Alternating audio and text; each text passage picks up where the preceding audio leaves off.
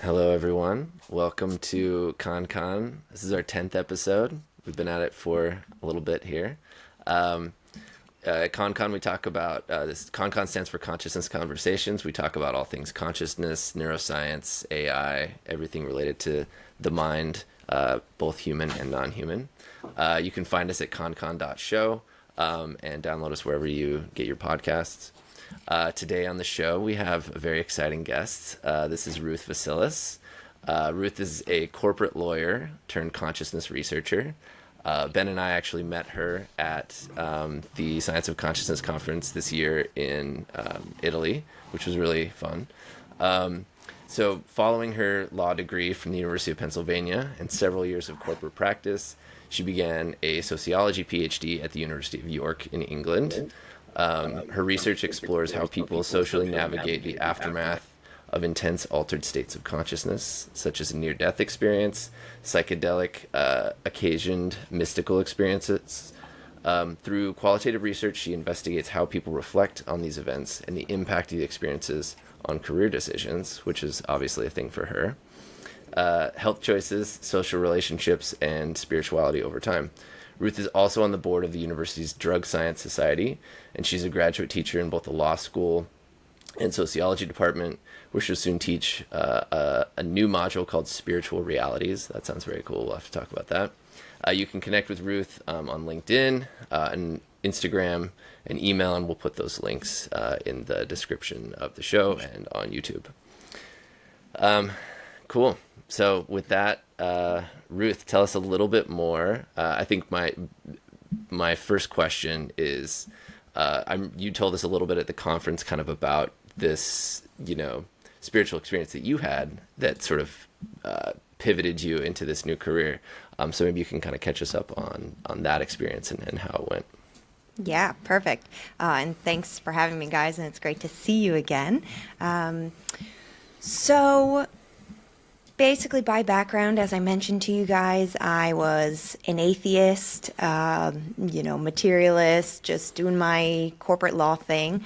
And a friend of mine asked me if I would come to this energy experience with her. Her sister had just become a facilitator.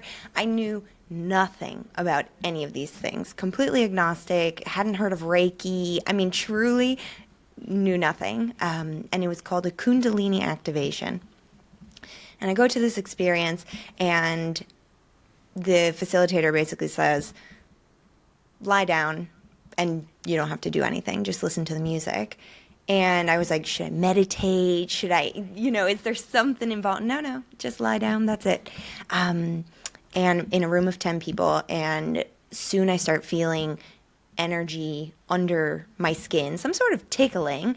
And of course, my mind is racing to figure out logically what is going on. And then I burst out crying in a room full of strangers. And so strange things of this nature happened for the course of this hour-long session. And I came out at the end completely upside down, just looking at the trees, being like, there's so much I don't know. And that catapulted me into this quest of being like, what do people do after this? I tried to envision myself back, reviewing contracts and thinking, how could you possibly do that when now all of a sudden there are approximately 3 trillion mysteries that need to be solved very quickly, or at least discovered. Or an attempt to do so anyway. So I started getting curious about what do people do after these experiences. I ended up meeting a professor in England who was very open to these ideas. He suggested I come do a degree with him, and here I am. Where did you meet him?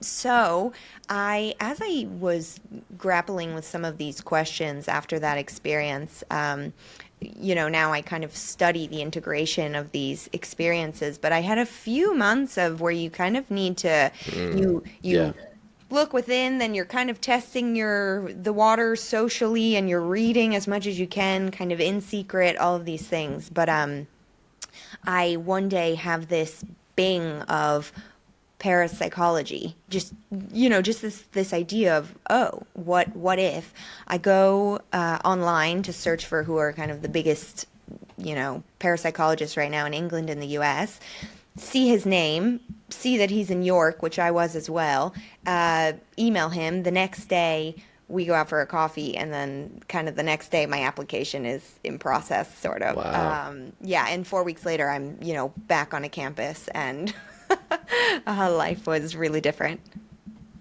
So So it's almost. Oh, go ahead, Ben. I have a question. So I feel like this has happened to people that I know, and I feel like you kind of went a bit of a different way than most people I know.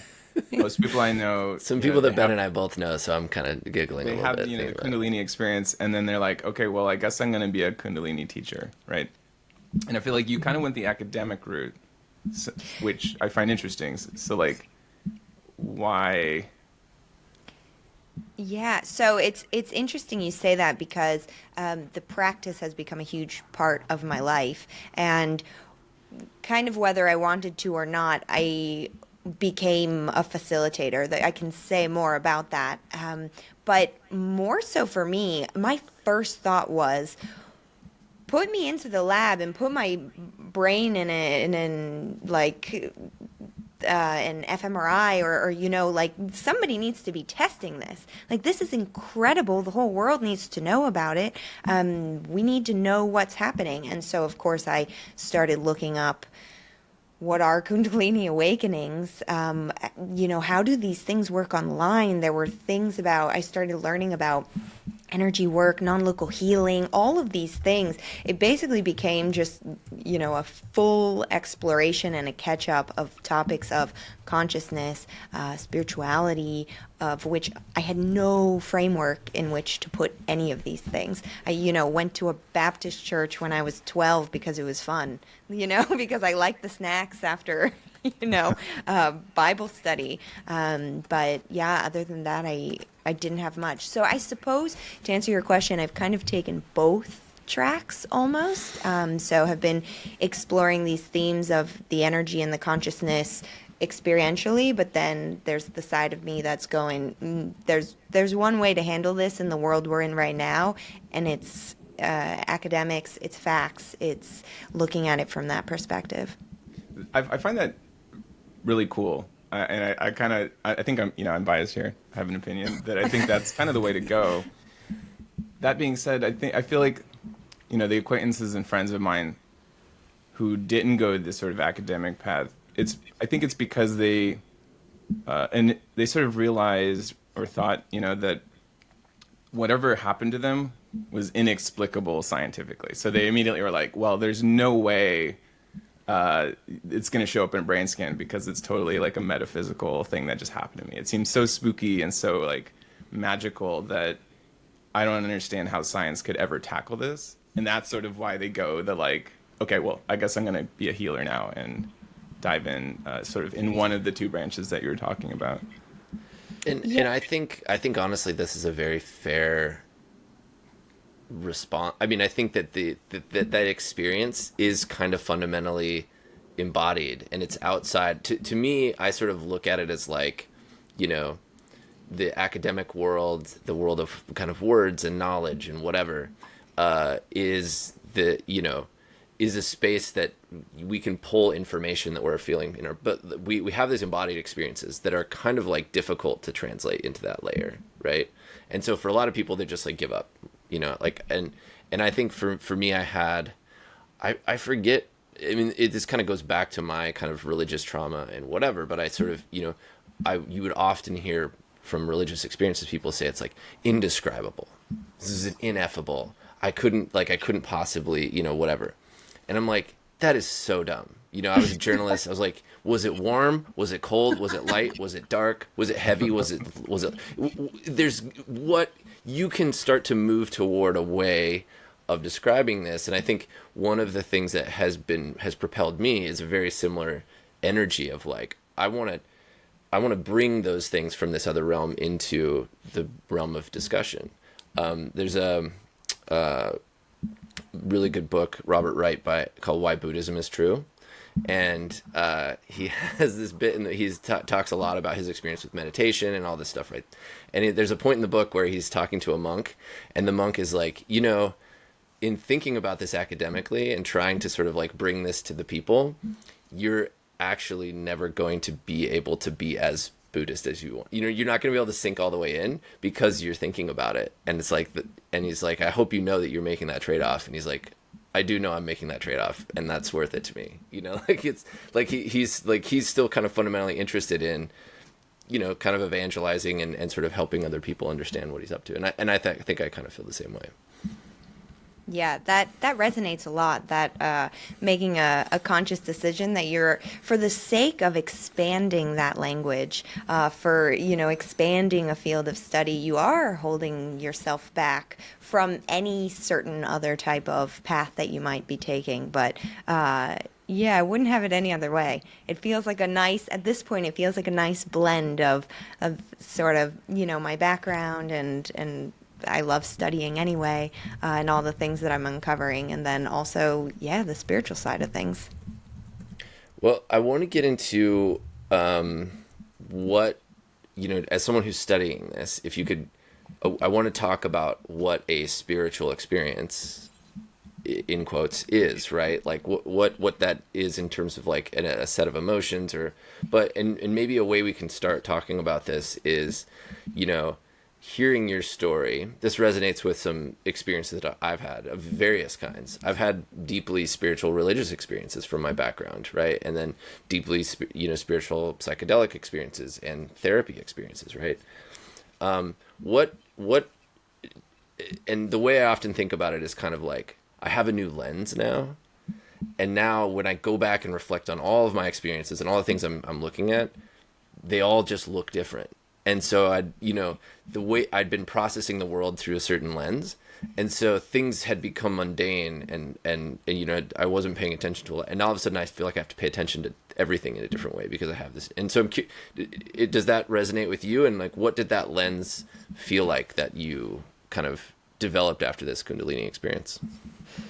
Yeah, So I really like the question also because I am specifically studying as part of my PhD, spiritually transformative experiences. So I think that, to your point, we're constantly having spiritual experiences, sort of, if you frame it that way, and once kind of the door has been opened, so to speak. If you consider synchronicities, for example, to be spiritual experiences, if you have a precognitive dream, whatever it might be. But I'm looking at, as you say, those experiences that really kind of blow the lid off of your current existence, such that your frame and your understanding of reality has really shifted. So, I mean, for me, for context, this might not make me sound like the most credible researcher, but when I first came out of my experience, I, went out, I was with my brother at the time, and I just remember sitting there in my chair being like, it's all possible. Everything. Time travel, Sabrina the Teenage Witch, all of it. It's all, and I really had that moment of, okay, hold on. If I walked into that room thinking that what happened to me was not possible, who am I to say right now, without having experienced it, without having tested it, tried it, what's possible and what isn't? So it caused me to redefine so many things in my life over those coming months after the experience. Yeah, and what do you like qualitative? So I resonate with that. Like, all things are possible, right? Sometimes I think about it being like, in talking to people about a psychedelic experience or something, right? It's like, imagine when you're a child and you're a baby and you're born, you are in this insane world of like colors and shapes, and you're fumbling around, and pretty soon you kind of like, it becomes predictable. Even though it's crazy, you sort of figure your way through it, right? And you sort of get to understand the ergonomics of this environment, and then it's no longer as magical and crazy, right? I'm curious, what was and maybe it took a time to solidify, but what felt most possible or something? What sort of, what was the newness, or maybe what was the oldness that you were like kind of like holding on to that suddenly you had to let go of? Ooh. Does that make sense? Yeah, it does make sense. As in, I suppose you mean more of the paradigm views. Yeah. Well, like there, like what suddenly seemed possible, or was it empowering? Was it disempowering? Did it make you feel small? Did it make you feel bigger? Like what was kind of the net result of that? It made me feel. I mean, I think that newness that you talk about, that like being a child in the world again, but now when you're much older and maybe more self-conscious, which is kind of, I think, that difficult balancing act. I think that everything suddenly did feel possible. Very shortly after, I came across the book. Many Lives, Many Masters. I always forget which direction it is. Many Masters, Many Lives. I think Many Lives, Many Masters. But anyway, it is a book by Brian Weiss on past life regressions. And somebody had recommended it to me 2 years prior, and I hadn't ever looked it up. Then it came into my path, basically. And, I opened it up at 11 p.m., was like, oh, I wonder what it's, oh my goodness. And I stayed up for hours finishing it, and it felt possible. And then it was only about 2 weeks later that I ended up reaching out to my supervisor and starting this line of study, partly because Brian Weiss, who I think he's, got a Yale background in psychiatry, he really opens this book establishing himself as a credible source, basically saying, I had all these years of just plain old, materialist work, and then all of a sudden this fell into my lap. So that really felt possible. I guess in terms of what I was still grasping onto, I still considered many times going back to law. And I considered for a long time keeping all of these things a secret, not sharing with certain people, hiding those parts of myself, because I guess one of the things I was holding on to was this belief that the world is not ready for this, which in some cases still true, but I think by and large what I found when I started researching was I am late to the show. I'm not early to the to this production, which was both comforting and overwhelming, because I was like, boy, do I have a lot to catch up on. So I have a question. Like, would you characterize? So we've kind of talked about, like, I guess 3 different profound experiences that can change your life. We talked about psychedelic experiences, religious experiences, and I guess the experience you had, is that a third kind of profound experience, like a healing or Kundalini experience, or are these kind of all the same thing, or did they just lead to similar outcomes, right, where people sort of just change their life or see the world in a different way? And I think they all fall under the same umbrella. So I use the term spiritually transformative experience, which I had gotten from certain research. It wasn't an easy choice on what term to use, because there's so many terms, out of the ordinary experiences, quantum change, peak experiences, which I think, Maslow's, which I think fall under the category of, spiritually transformative experiences. In my own research, I have put religious conversions to the side almost as their own thing, because this had to do with, in my view, with an experience of a spiritual nature. So something that has to do perhaps with these questions of mind, body, soul, spirit, but not necessarily religious. But basically, I think it's James who characterizes, the mystical experiences as, seeing something of a higher order or an unseen order or something of that nature. So I think if that answers your question, I think they're all kind of under the same umbrella. But then we've got different varieties. Hence To quote James, yeah. yeah, yeah. Hence the title. I am blown away at how often that book comes up at the conferences and stuff. People talk Yeah. about it all the time. It's kind of foundational. I just read it for the first time after the conferences last year. I found it kind of challenging. I mean, it feels a little archaic, the language. I guess it's 120 years old or something. Yeah. But it also feels fresh in that, like, I don't feel people like talk about some of this stuff in the same way. I probably ought to read it again. But I liked his, I feel like there's this era of like modernism, or like turn of the last century, where people were sort of even more free thinking in some ways than they are now. Like, it was just like, oh, let's just think about everything and be really objective about stuff. And then there was this kind of ratcheting back, like, whoa, maybe we don't want to talk as openly about all this stuff, Just to be clear, you're talking about William James. Sorry. Yeah, William I get to James. ask the dumb questions in this one. Yeah. Okay. Yeah, his book's called The Variety of, what is it called? Varieties Yeah, of the varieties of religious experiences. Yeah, which Andrew Newberg and David Yaden did kind of not a remake per se, but inspired by his work, wrote in, I think it was in 2022, The Varieties of Spiritual Experiences. So maybe modernizing it.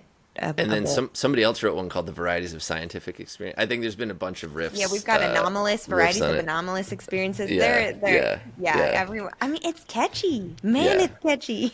It wasn't a book initially. It was lectures that he gave. Yeah.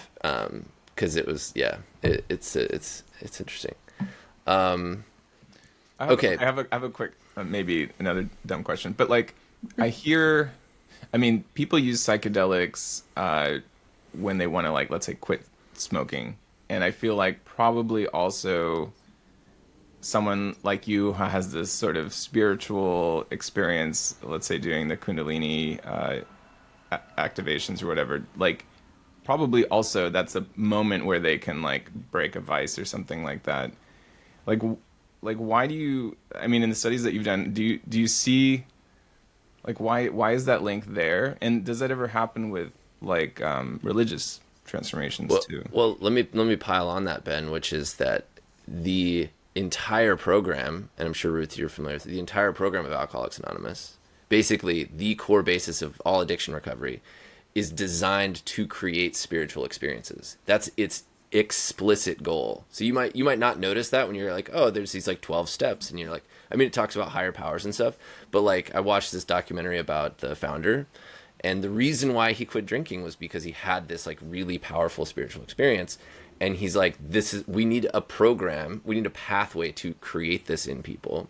And in fact, he became really interested in acid when it became popular, and was like, this is doing it. This will give people the thing that they need to be able to quit. So it's not like, this is not like a, okay, sometimes this works. This is what people do to try and heal themselves.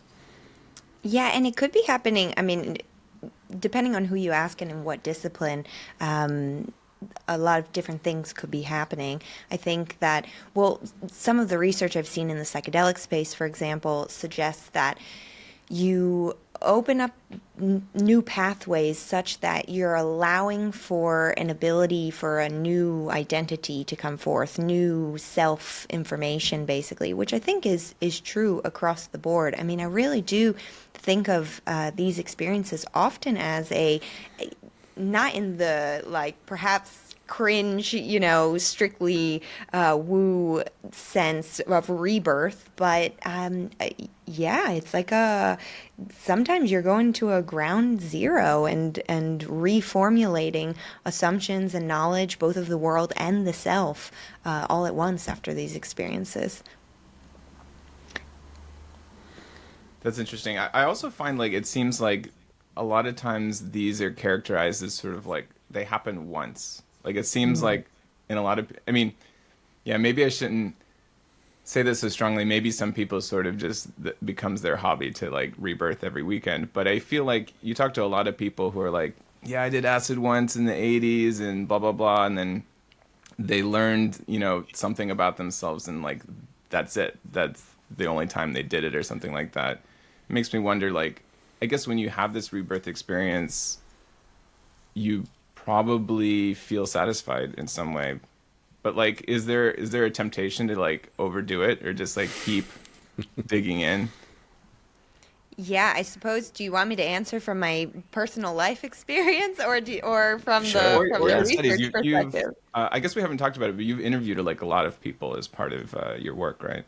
Yeah, yeah. So to give a little bit of the background on what my research is, what the study design is I created a qualitative questionnaire that took around 35 to 40 minutes to complete, and I actually based it off of Roland Griffith's work because he had come out with this study.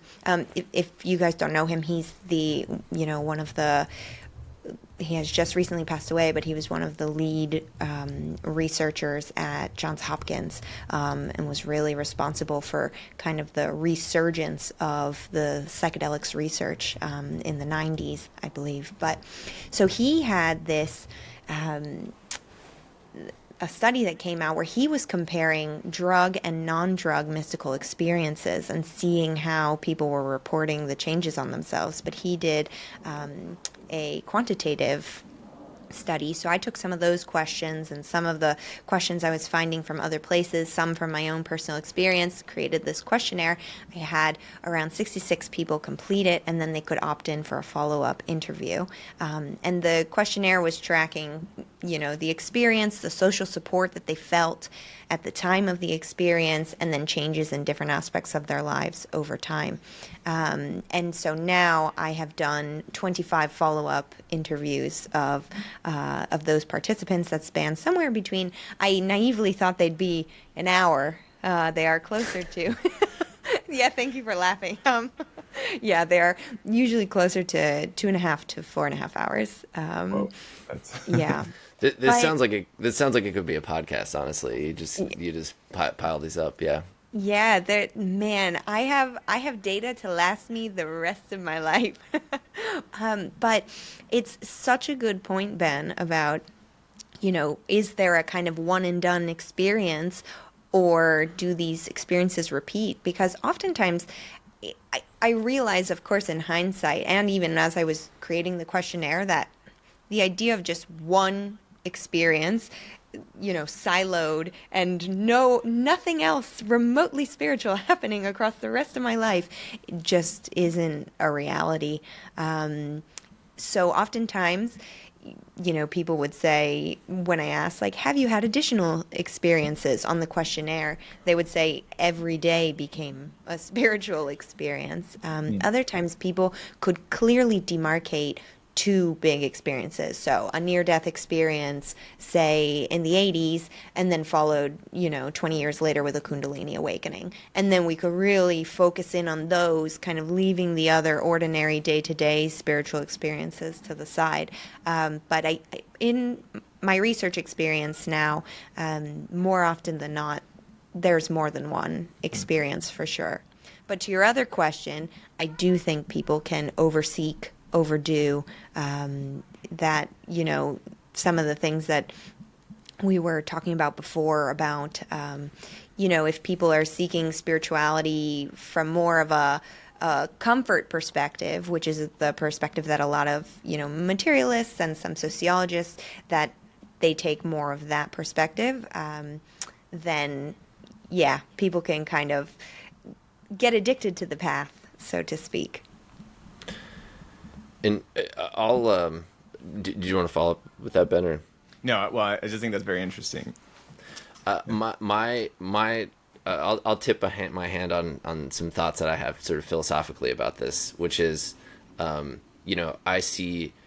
think I shared a little bit about Jaak Pansep and his sort of ideas about core emotions, and I just think emotions in general are really interesting, and spirituality is emotion, and I think that all of our emotions are designed to reorient our behavior, right? And I think spirituality is kind of the crowning emotion of human experience, and it has the ability to reorient us at the highest level.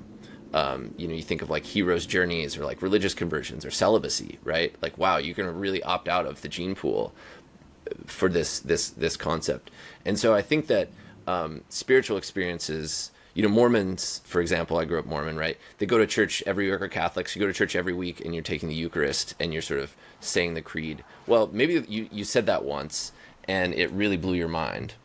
But and that would be like a reorienting spiritual experience. And then you have reaffirming spiritual experiences. So you're kind of, I think the power of them tends to be at those pivot points, even though, like, say, the emotional resonance of that experience might be exactly the same. You might take LSD for the 10th time and you get all those same emotions, but it's not breaking your brain the way that first one did, because you're already heading in that direction, right? It's only when you're making a pivot or you sort of have an experience that kind of forces you to reevaluate things that it actually, switches your direction, if that makes sense. Yeah, and I think that, you know, on the one hand, we have these experiences that are causing us to pivot, but often, I mean, at least in the case of these 25 study participants, these are really completely paradigm shifting, whoa, my life and sense of reality has been blown up. And that is independent of whether they had a pre-existing framework or not. So for the most part, my study participants didn't come from any religious background. In the case that they did, it wasn't kind of like, oh, I've believed in Jesus my whole life, and then I saw him, and now it has reaffirmed that experience. Often it was so far from that experience where these individuals are having to then go back to their community and figure out, how do I socially negotiate the fact that I've had an experience that goes against my previous framework. And I spoke with a study participant I just did my last interview recently, who was saying that out of respect, she had to not share this part of herself with people who had the same belief system their entire lives. And, she was kind of like, why would I even attempt to rock the boat for anyone else? So yeah, it's really interesting to look at. So I have a question. Like, DR mentioned how some of these are kind of ineffable or sort of hard to describe, at least. Maybe some people say you can't, but, DR sort of pitched and said, I think it's useful to try. And I'm wondering, this is a consciousness podcast, and the hard problem of consciousness also sort of lends way to this ineffability, right? Part of the reason why the hard problem is hard is because it doesn't seem like you can describe it with any certainly scientific language.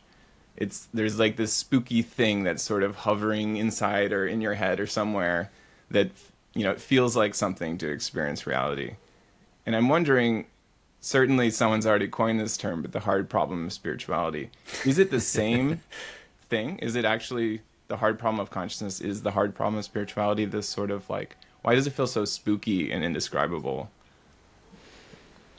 I think that it's the same, pretty much. It's because people are experiencing something that, even in our discussion of it now, it would be challenging to even articulate what it is that they cannot describe, or that one cannot describe in the feelings. But to your point, we should always be trying. I believe that we can make little by little progress towards figuring out more and more. And in my personal belief, that's probably related to the evolution of consciousness and to all of our growth on an individual and a collective level. But yeah, I know, a lot of people in the sociology sphere who kind of laugh at this idea of, oh, they say it's ineffable, and then they go on to describe it, blah, blah, blah. And it's like, well, what are they supposed to to do though, they're still a human being having an interaction and trying to be understood, and to convey knowledge, in which case you kind of have the the tools that you have, and you use that until more vocabulary has been built, which over time, I mean, if you look at anything at all, whether it has to do with mystical experiences or the psychedelic experiences, language is developing over time. So we're getting better as more people are trying. We're getting better at conveying. So I have a kind of a question about. So, do you agree? Do you feel like spirituality is an emotion comparable with happiness, with like love of a partner, with like I shared that bit about from Jaak Pansep about his sort of core emotional drivers, and I thought that was interesting. I didn't have that dialed up. I just asked ChatGPT like to tell me how Jaak Pansep would think about spirituality, right? And it's like, oh, it could be tied into all these. Jaak Pansep, for those who don't know, he wrote this great book called The Archaeology of the Mind, and he talks about these emotional subsystems that we have. So there's like a care system and a seeking system and a grief system and a panic system, and how they're kind of related, and talked about spirituality as being part of each of those things. Does that resonate with you? Does spirituality feel like a thing that comes from inside your body, or does this feel like something that is like outside of us? Is it between people? Is it like, where does that thing, whatever it is, live? Ooh, where does spirituality live? I have a few ways I could answer the question, because I think that, let's pretend we're not talking about anything esoteric here, right? We're just a couple of psychologists and sociologists or whatever, talking about religion, spirituality. There's so many aspects of it that are amazing and indeed imperative for one's well-being, the sense of, if we just look at being part of a spiritual community, so the camaraderie, if we're thinking about, having faith, believing in something that's bigger than us, feelings of sacrificing, of life having meaning, all of those things I think are true and are wonderful things about a spiritual path. And then on another side, when you've had an experience, so it's not just any of those very, 3D material things. When you've had an experience and perceived something more, so very much like in Aldous Huxley, whoa, okay, I have perceived something, something that's more. I think that also gives a drive and an understanding, and that can rock the boat. So that can be challenging, but I think that when one gets to a point where they both have that experience and don't resist it, so they're, willing and able to integrate it into an everyday life, I think there's an even deeper type of well-being that comes from that, and that could be related to our consciousness, and maybe if consciousness has an agenda, for example, or getting towards that evolution that we were talking about, an evolution of consciousness. Maybe there's something satisfying there in the new perceived order or truth. I'm not sure, but yeah. So I don't discredit any of those perspectives on spirituality and its benefits, but I also think that it's something more, and something more that someone like William James starts getting to, and some of the more contemporary thinkers who have followed in his path. Do you think these spiritually transformative experiences are always accompanied by like satisfaction and gratitude? Is it possible to have one where the people like are filled with regret later on? Definitely, and it's such a good question, and is one of the reasons that I actually chose to do this particular qualitative study, because I started seeing things about spiritual emergencies, spiritual crises, and which is basically characterized also by something called the dark night of the soul, which is when people have these spiritually transformative experiences, have no framework within which to put it, and may just be experiencing socially disturbing circumstances, physiologically disturbing circumstances, because, for example, Kundalini awakenings are characterized by pretty much a blast through the nervous system. So people can feel really ungrounded and not know how to incorporate this into their lives. So, man, these experiences really can, I mean, human beings don't love change. I think that I and my supervisors at the University of York have criticized me for this as well, because I'm looking at long-term growth. I'm not like, forget the couple of years where you may suffer and, question the meaning of everything. How do you feel at the end? But yeah, it can be filled with a lot of those feelings. And I had a few study participants who actually, I was the first person who they were ever sharing this with. And man, they're suffering over the past 20 years while they haven't told anyone or shared with anyone, and Wow. were scared that whole time about what the implications were for their own sanity, for, the state of the world. Do spirits exist or not exist? Are they following me? Are they demonic? I'm not searching for any information because I'm too scared. Yeah, that was challenging. But I think this comes to one of my early findings, that when we have someone with whom we can share and explore this new reality, it helps to quiet some of those challenges. And I could even see in the interview that even her working through some of these feelings enabled her to relax a little bit. I'm curious. This is really piquing my interest about a connection here between spirituality and what, for me, and I would say for a lot of people, has been another really powerful reorienting awakening moment, which is sort of sexuality and sexual energy of like. And I'm just remembering, the first time when I was like, a fairly young kid, and I was watching this movie by myself.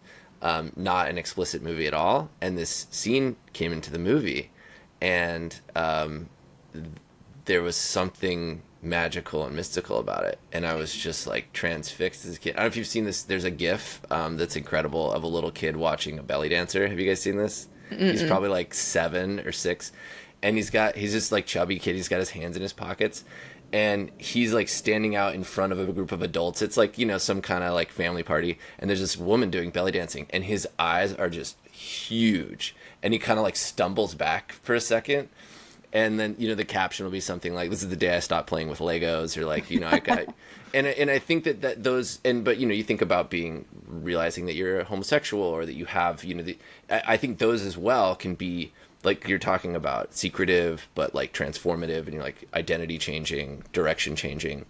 I'm curious if those feel adjacent at all to you, or if they feel like super different.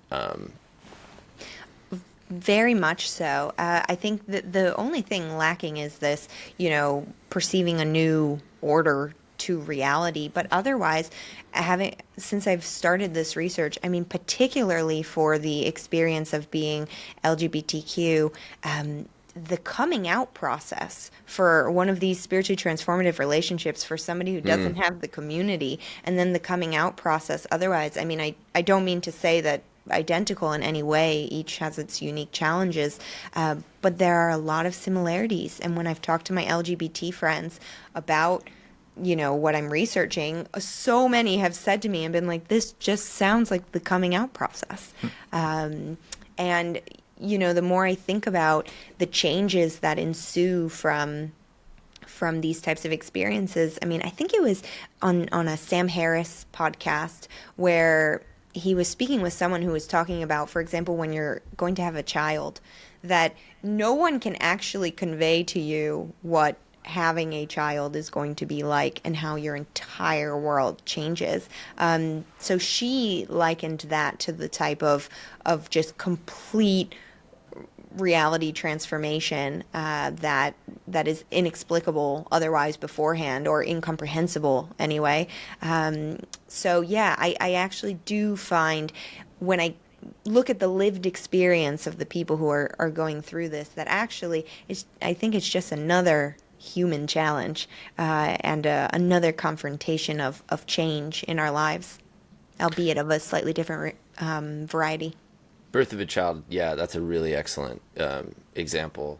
I have not had kids of my own, but my oldest niece, when she was born, I remember going to visit, and she'd been in the hospital, and she was kind of sick, and I picked her up, and it was this. I just felt this like flood, this outpouring of deep emotion, and it's like never gone away. She's 16, and she's a teenager now. She like, Uncle Davy is not cool anymore. Like Well, that you're like, every time I try to carry her now, I'm still yeah. She's not flooded into with it. compassion. But that I can still remember that emotion deeply. That was that I hadn't really thought about it in that light, but it's probably one of the most transformative spiritual experiences I've had was that moment. Well, don't you remember, dear? Actually, I'm curious, Ruth, if you attended this talk, but at the Science of Consciousness conference, there was I think it was a plenary talk on, I think it was called Birthing Consciousness. Yeah. Yeah. And Yeah. I remember it was one of the favorite talks that we went to, because it's just something I don't think about, but it is a very unique thing that half of humans basically go through, and it's a very unique altered state of consciousness. And what I thought was interesting is it wasn't just about the altered state of birth giving that like you go like that the thing that I'm kind of describing. It was sort of also the your body actually is prepping you for it. All these things are changing in sort of your brain composition and whatever as you're preparing for that thing to happen, which is pretty nuts. And my understanding is that birth in and of itself, giving birth in and of itself is transformative, but then actually there seems to be a subset of women who give birth who are actually having some of these transformative experiences of the kind I'm studying in my for my dissertation. So actually having out-of-body experiences or energetic awakenings or things of that nature. I've never made this connection before, but it is interesting to me. Raising a human baby is the hardest job of any animal in all of nature, right? Like they're useless for like years, and then like actually to get to reproductive state, it's like 14, 15 years, right? So in a way, you probably need that maternal instinct and care and all the stuff we're talking about to be exponentially hard. It needs to match the level of difficulty that you're going to have to go through as a mother, right? So I almost wonder if that was those kinds of dynamics are the things that can set the stage for other types of spirituality, consciousness, whatever. We have the we're developing this deeper well of care and affection. I don't know, pretty deep speculation there, but just an interesting thought. So I'm wondering, like, would it be fair to say someone before they've had this transformative experience, they're spiritually unconscious? Like, can we talk about the before? Like, is that a unique state where your part of your conscious self is just closed off or shut down or asleep?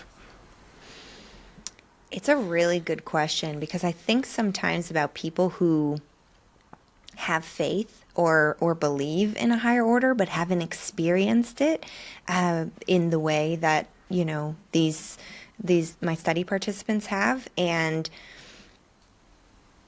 it seems like there's an unlocking of another layer of consciousness. So in some cases these are full kind of quote unquote enlightenments. In other cases it's a glimpse. I don't know how I would characterize it, because I'm without having thought about it more, I'm hesitant to say, oh, well, someone who's been going to church for 50 years but hasn't had one of these experiences, well, unfortunately you're not part of the club. So I would have to think about it more and how we would even define it. It's a very good question.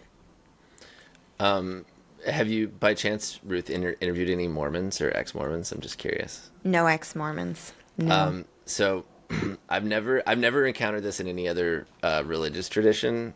Not that I'm like super deep in all of them, but Mormons actually have a very specific physiological thing that they describe as the essence of a spiritual experience, and that this is a thing. And some church leaders have tried to sort of like dial back the rhetoric on this, but it's like in Mormon scripture, and the term they use is a burning in your bosom, which I think is hilarious on its face as a term. But like you're supposed to feel this like fire inside of you, which as a Mormon, I've definitely felt that during psychedelic experiences and other contexts as well. But I thought it was, to me, it's a very interesting thing that that Mormons are very much about people having individual personal experiences. They're less interested. Well, I mean, they're interested in kind of conformity and creating this culture and whatever. But there's this big emphasis on like, hey, you should read the Book of Mormon. You should pray about it and ask God if it's true. And when you do that, you should feel this very specific thing. It's kind of like a very specific formula that's designed to try and help generate these types of spiritual experiences. So yeah, I'm curious if you've seen that from other people where they were like trying to follow a certain path and were able to make it happen, or was it more like you where it kind of like most of the time does it feel like it kind of caught him off guard and knocked him back? Well, so two things. The first is that I actually think what you were saying about having those physiological experiences as part of your religion, I actually think that's common to many religions, and in fact might be one of the limitations of the study in terms of somebody who would identify as religious probably would have some of these experiences and would be like, there's nothing transformative about this. This was an average Sunday, So if it's put in that framework, then perhaps they wouldn't be participating in this kind of study anyway. And then remind me what the question was at its root, because I had a point to make. No, I'm forgetting what my question was. Well, Ben, over to you in the studio. So I had a thought when you asked the question, so maybe I can kill two go for birds it. down here. So, you're saying like this sort of recipe that you should feel the burning in your bosom. Yeah. We've been talking about the interplay between language and experience, spiritual experience. Sometimes language can be kind of limiting. It can limit your experience. Like, if you're expecting a burning in your bosom and that's what you're looking for, maybe that's what you'll feel, but maybe you won't feel other things potentially. And is this recipe serving you? Is this something that like helps people have spiritually transformative experiences, or is it, fundamentally limiting? Yep, great question, and reminded me of what I was DR's also original reminded, yeah. question was. Nice. So given what I have heard from my study participants and what I've read in these questionnaire responses, I don't think it's limiting. Perhaps in certain containers, but when it comes to a full-blown spiritually transformative experience coming on, it doesn't seem to be the case, because I do have a number of participants who I asked this question in the questionnaire: were you seeking it? Was it spontaneous? Or is it a combination of both? Please explain. And some people will say one or the other, but a lot of people say a combination. And most people say, I had practiced yoga for 20 years, or I had been on meditation retreats, or whatever the case was. And then there's always but I didn't expect something like this. But I could not possibly have imagined this. Which, kind of in a different vein, but bringing my legal background in a little bit, is one of the criticisms of psychedelics and whether we can actually get informed consent for them. Because can we You don't know what you're getting into. Exactly. Like if you, okay, maybe I can tell you're going to have these hallucinations, etc. But, clause 8.6 says you may have a mystical experience. Can we really describe what the implications of that could be for someone's life? I mean, how many subsets of that point do we need? Subpoints where we say, and you may feel ostracized from your entire community, and you may feel nobody understands you, and it may take you 12 years to figure out what you're doing on this planet. So yeah, there's a big question mark there. Yeah, I spoke to a friend well, I have a friend who I've had many conversations about this with, and they had, I guess, their first acid trip, maybe. It was one of a very few psychedelic experiences they had, and it was reorienting in a very uncomfortable way for them for years, in kind of like a I don't trust myself or reality or whatever for a while, yeah, and so it's like I don't, and everyone around her is doing the same thing and having a much more lighthearted experience, and she's having this like dark night of the soul, and around people who don't really understand what she's going through. Yeah, can definitely be pretty intense. Yeah, and I'm trying to figure out in these interviews, and I've got quite a bit of data now of where can we look at, and I think my suspicion is that the answer comes from one's social life, but where are the cases that are socially smooth afterwards, and where are the cases where people are having dark nights? And when people look back on them, why? Why was it so challenging? And, some of my study participants, it's been an interesting process doing my first qualitative interview study in this way, because I'm watching some of my study participants come to realizations during the interview, at which point I'm like, oh, you have not thought about this before. But, coming to the realization of, oh my God, I was so lonely. And realizing, oh, it was so tough. I had no one to share it with. And so I really think that there are a lot of clues in there for what makes for, a dark and challenging journey, and then what makes for, something a little bit bumpy. Life is bumpy, but a more or less smooth adjustment So to. in these experiences, like how often is there like in a presence of like an other or like an entity, and how often is it just sort of pure feeling or purely like an inward sensation? You mean other Like an external like a visitor of demon some or sort. Like an I'm thinking angel, about or like yeah. the DMT experiences I've read Yeah. about, where people are often like visited by angels and things like that. But you can certainly have a transformative spiritual experience where no other external factor is sort of feeling like it's delivering you a message or anything like that.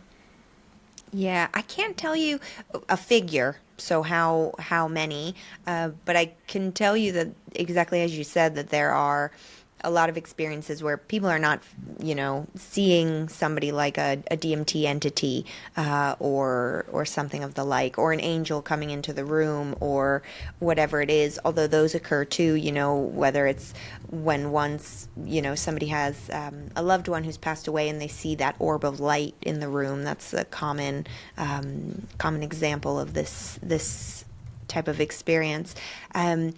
But a Kundalini awakening, I'm thinking of, for example, where you're not necessarily seeing any type of entity, but you're feeling an eruption of energy in the body. Sometimes you get that feeling of unity, or the, noetic downloads where you feel, everything everywhere all at once, which I think then people attribute to something higher, yeah. Okay, I have a follow-up question that probably makes no sense, but I'm just going to wing it. Here we go. So, DR and I know, are pretty sympathetic to theories of consciousness where, at least in terms of the development of it, the explanation is that we developed this theory of mind. There's a pretty clear evolutionary reason why you'd want to know, like, this organism out there in the world, are they going to attack you? Are they going to try to mate with you or whatever? And if you direct theory of mind inward, you kind of maybe, that's how consciousness gets bootstrapped, right? It's sort of a social intelligence that you're developing for clear evolutionary benefit that you develop inward, and now you have a story about yourself. I'm wondering, with respect to sort of that kind of paradigm, if a similar argument could be made for spiritual consciousness, where maybe it's not intelligence directed towards you and trying to understand your behavior or reflecting it back to me, but it's sort of reflecting it out more broadly. Like, why is the world, a theory of mind applied to sort of the world at large? and like why are these external forces like affecting my life? Like I'm just wondering if there's a this question makes no sense, but I'm wondering if there's a way that we can talk about spiritual consciousness in the same way we talk about like social consciousness or self-consciousness. I feel like I'm almost there to getting the crux of your question, but I'm not. Let me see. I was actually almost going to ask a very adjacent question. Let me see if this is like an easier one to sort of bite on, which is, what is the evolutionary value of spirit? Like, how does this help us survive as animals, right? So like Ben's saying, and this is slightly provocative statement, although not to the people that I think I pay the most attention to, which is that, consciousness is a total fluke and an accident and unnecessary, and we just like happen to get it, and like what a magical mystery. And it's like, I do not buy this argument at all, right? Like, this is one of the most salient features of us, the most successful species on the planet. Like, how is this not core to our survival, right? And I think similarly, like spirituality is, again, I think probably one of our most crowning emotional conscious states. How is that not also core to our survival? So I guess, yeah, that was the question I was going to ask. Does that kind of tie in with what you were kind of saying, Ben? Yeah, I was kind of like is there an evolutionary like development or process that we can ascribe spiritual consciousness to? I mean, I think definitely partly for DR what you were saying just about spirituality in general having benefits for human evolution. I think our ability to be aware of ourselves and constantly questioning our environment, our internal self, the human species. I think a lot of these things are the reason why we are such a dominant species on the planet. I guess I have some personal views on the. Yeah, speculate away. Let's hear it. Well, on the we're all about speculations on this podcast. So on the evolution of consciousness, I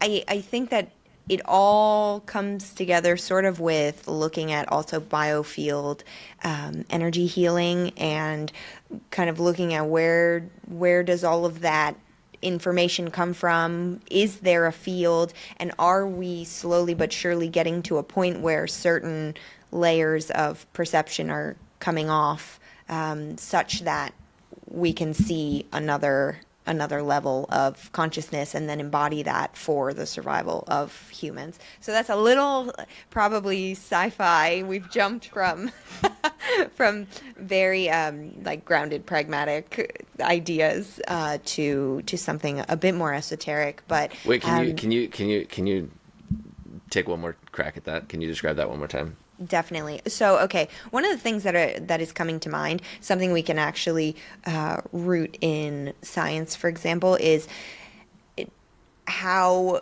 So, I'm thinking about, for example, quantum entanglement, right? So we know that when two atoms have been connected at some point, if they are in separate places, that they are still somehow energetically linked.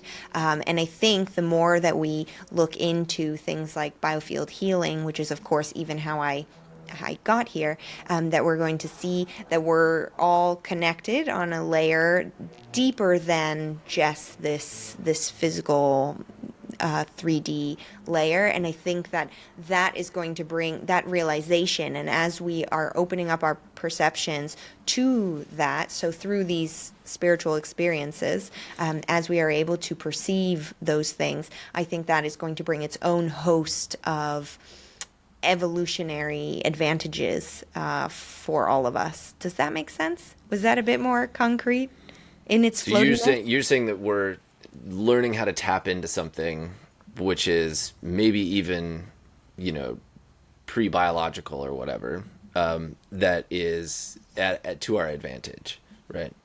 Yeah. Although I would say that, that's sort of horse before the cart in a sense where, that goal needed to exist before we had the spirituality. Like if that's the thing that we're just now getting to, then the spirituality would have had to exist for some other reason that is now allowing us to do that, right? I'm not sure. Yeah, Sorry, but so Ben, you're saying like why like what is the evolutionary value of spirituality? Well, the value can't be the end goal, right? Like dinosaurs didn't have feathers so that they could fly, right? They had to have had them for some other reason, and then eventually they became useful to fly, because you need that sort of incremental growth, right? So spirituality needed to sort of exist for some reason, so that along the way, even if now we're using it for something deeper and more profound. Ben, is that what your question was? would that be like? Let me see if I can analogize that with something similar. Would it be like, we developed the tools of reason and logic, and using those tools develop the scientific method, which we learn truths about the world from? Is that a kind of a similar thing? Like the sort of the reason and logic probably came not for reasons of understanding the universe, but like very basic evolutionary reasons. But now we're like sort of using those tools, repurposing them for discovering truths about the universe.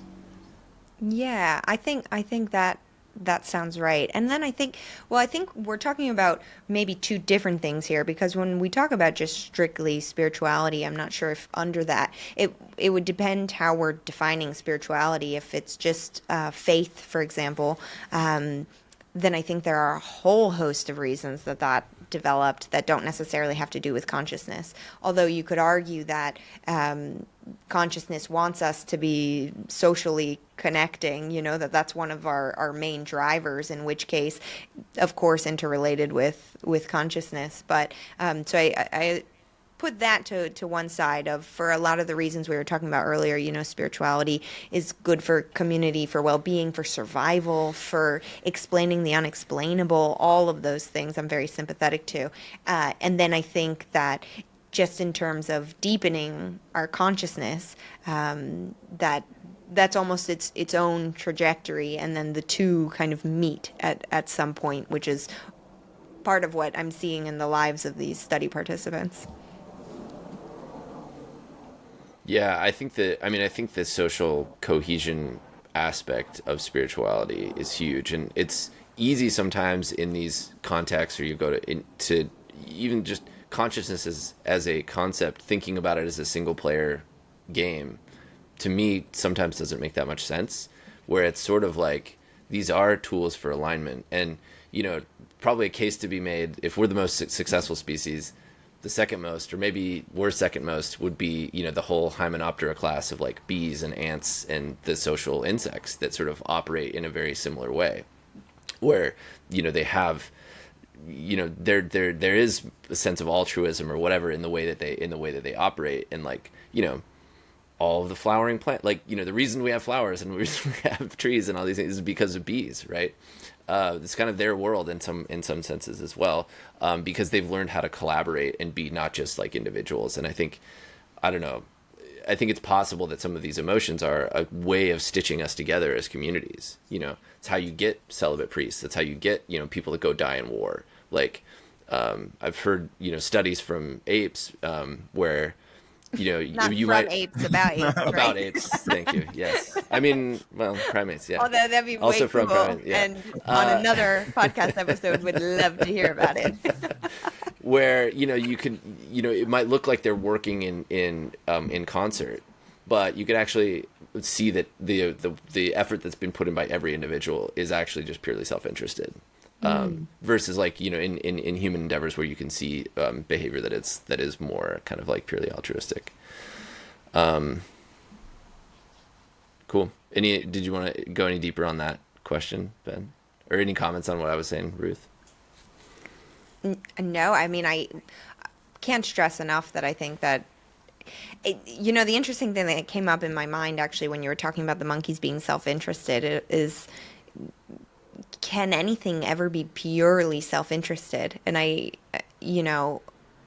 just think that we are so inextricably intertwined in so many ways that go beyond our conscious awareness that, I have to mull over that, because I think if any species is going to survive, that it is in some ways thinking about its tribe and survival. And so pure self-interest and loneliness actually is not an evolutionary advantage in any way, just even for the physical species, let alone in consciousness. So something to mull over. Well, one of my disclosures at the beginning. So Ben is, comes from the AI hard science kind of side. I was an econ undergrad, and so the sort of like economics, self-interest model always is a big part of how I view the world. So that and you're probably getting a peek into that.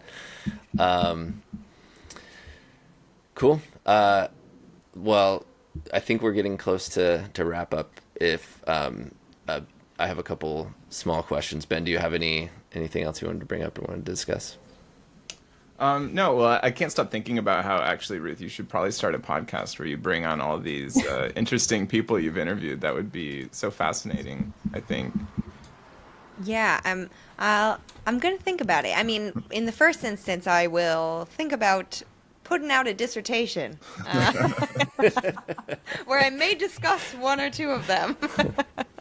But yeah, there's a lot of analysis of the data ahead, which I'm just really excited for.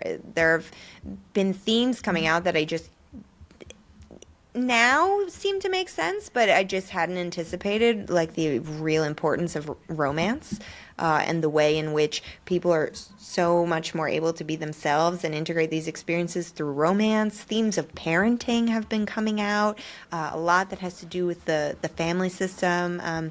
Interestingly, on spirituality from the questionnaire, 100% of the participants at the end are multi-faith, are just kind of, maybe they identify with something, most of the time not, but if they do identify with something, it is still but open to all religions, and I thought that was pretty amazing. Wow. So there's a lot to uncover. So I'm looking forward to combing through it and then disseminating it in whatever medium makes sense. But thanks for saying that, Ben.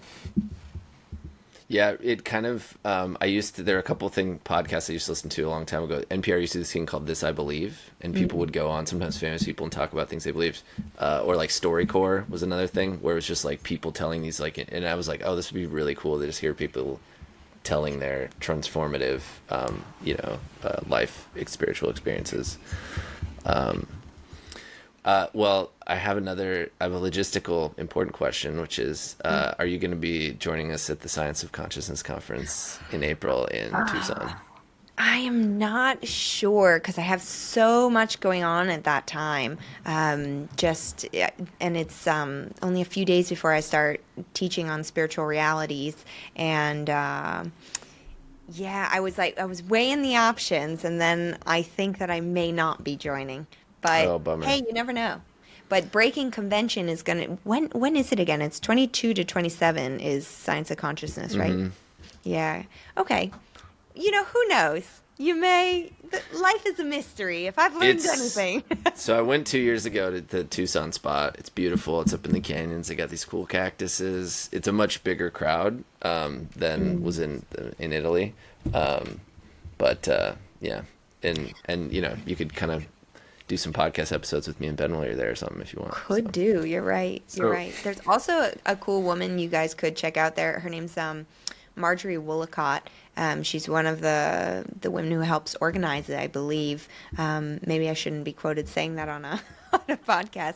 I think so, though. But she studies Kundalini awakenings, transformative experiences. She's looked at how people more recently, actually, I think just last year, published something about how people's careers change, their perspectives change within their careers, and things of that nature. So she's got some cool work. But yeah, a lot of cool people will be there. I saw the list. So yeah, who knows? Maybe I will end up seeing you guys there. Otherwise, you have to come see me in London.